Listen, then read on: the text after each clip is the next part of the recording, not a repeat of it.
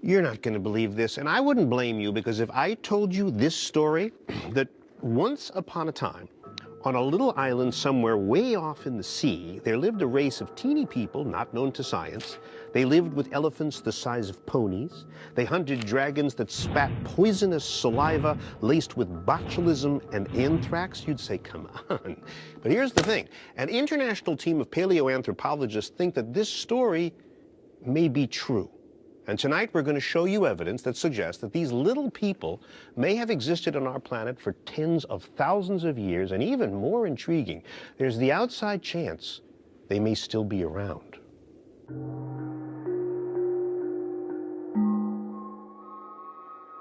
Midway between Asia and Australia, here in Indonesia, lies the island of Flores. For centuries, the people who lived here told tales of little, hairy people.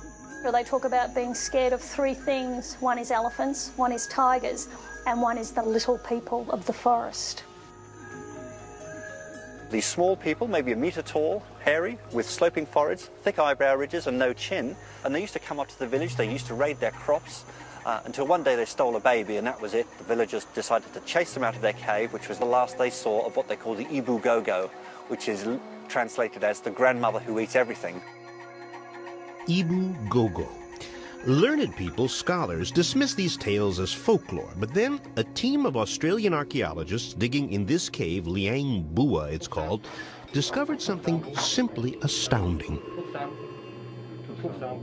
At first, they thought it was a child. I thought it was a young child because the skeleton was very, very small. The individual was about a metre tall.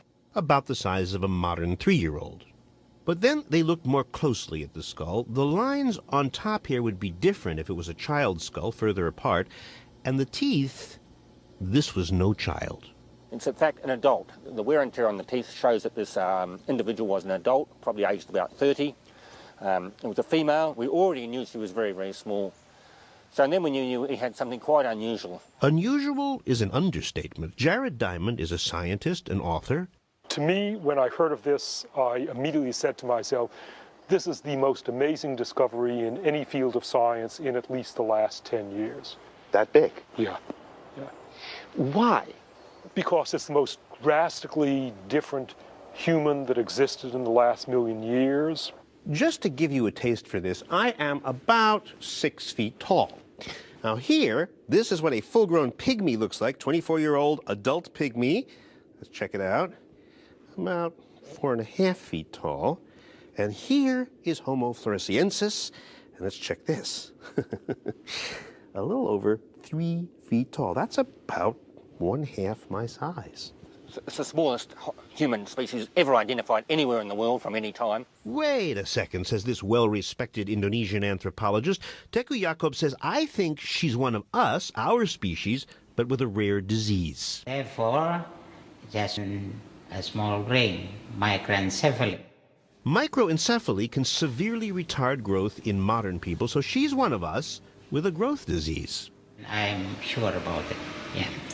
Well, you're wrong, said the Australian team. There's no chance at all that it's a pathologically deformed individual of our species. Welcome to paleoanthropology. So since the debate here is highly technical, I visited Ralph Holloway, one of the world's preeminent ancient skull experts. Smaller than this? Less than many chimpanzees. And since he's got a cast of the lady's skull, I asked him, well, does it look like our species, like Homo sapiens? This is a human being. Are these new creatures that you've seen, do they look like this? Or are they? No. They're different in some fundamental way? Absolutely. Ralph has examined this cast of her brain cavity, and it's not like ours, he says. It's low. It's broad. You're sure of this? Absolutely. So what we may have here is a brand new flavor of human. But if we do, how'd this creature get so small?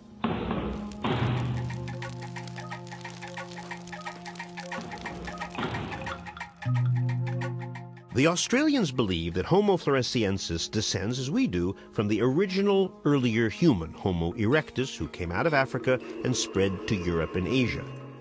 But as best scientists can tell, Homo erectus probably wasn't advanced enough to build boats. So how'd they get to the island? Jared theorizes that early humans reached Flores by a land bridge. All this was going on during the ice ages when around the world a lot of water was locked up in glaciers, so sea level was low. So what today is water then was land. You could have walked there, conceivably. No, you couldn't walk there, but the water gaps were narrower. Those gaps were so narrow it didn't take much to swim or float across. Other creatures did.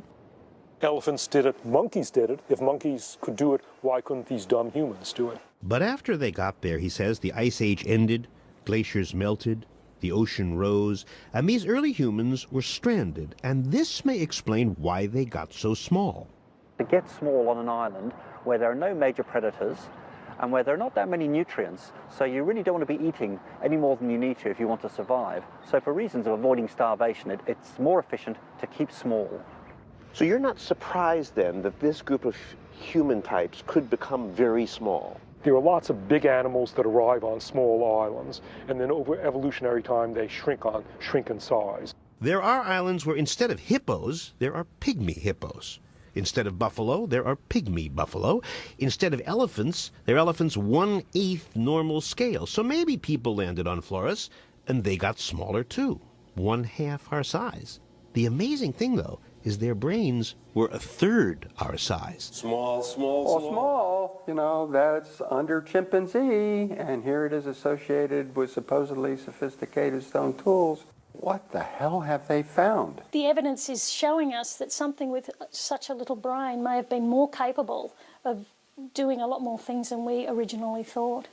The Australians say that they found at the cave site traces of campfire, so the little people may have been cooking with fire. They found stone tools nearby that may or may not belong to them, but they looked pretty sophisticated. And remember, these people hunted and ate dwarf elephants. So here's one getting up. Check out the sharp tusks. And look at this one's tusks. And, say the paleontologists, they did okay hunting and eating formidable prey, because not all island species get small.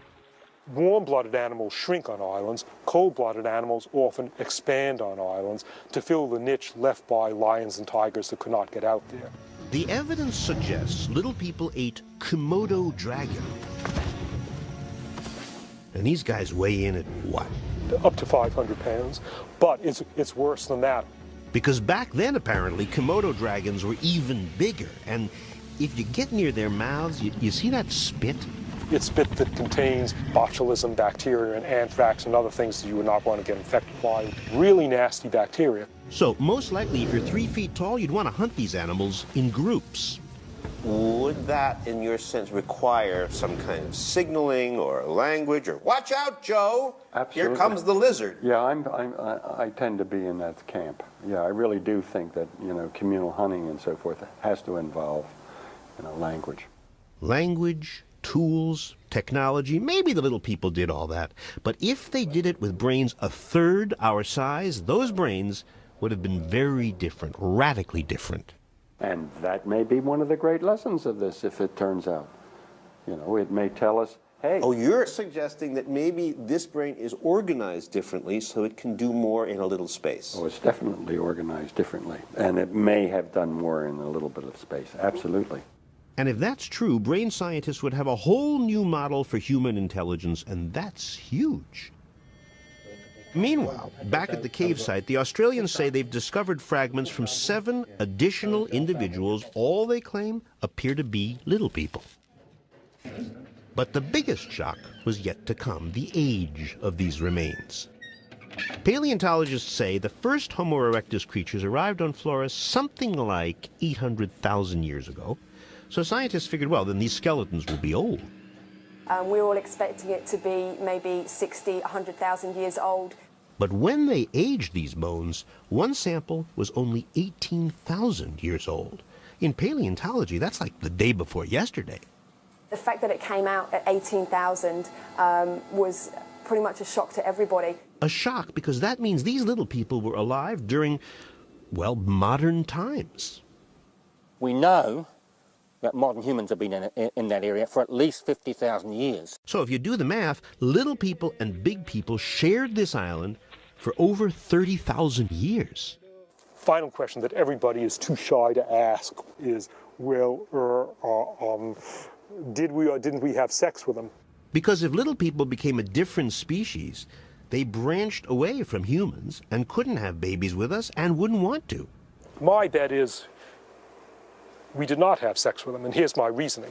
I would have predicted that they would have been really nasty, just like any humans would be really nasty. Because looking at the other things, like, this is an other. I don't know why he's doing this. That's right. That's right. To test this, you'd want to analyze the little people's DNA. And then we can compare their DNA with our DNA, and we'll have a case for whether we may or may not have interbred as we came through Southeast Asia on our way through to Australia. So what happened to the little people of Flores? It looks like they were wiped out, along with those little elephants they were hunting, by a major volcanic eruption on the island about 12,000 years ago. Or, and this is not impossible, could the Ibu-Gogo still exist? No. That's one view. Here's another. I did have somebody speak to me, a geologist, and he didn't want to be named because, of course, he felt like if he told people he'd seen little people, people would think he'd seen aliens or something like that. So at the moment we are going to follow these stories of an actual cave where they may have been living, and we do intend to go and excavate this actual cave. Folklore has it that they just simply ran over the volcano nearby and disappeared further west. So perhaps in some other part of Flores they might still be living. It's not outrageous, but it's highly improbable. But it would be worth looking just in case that did happen to be the case.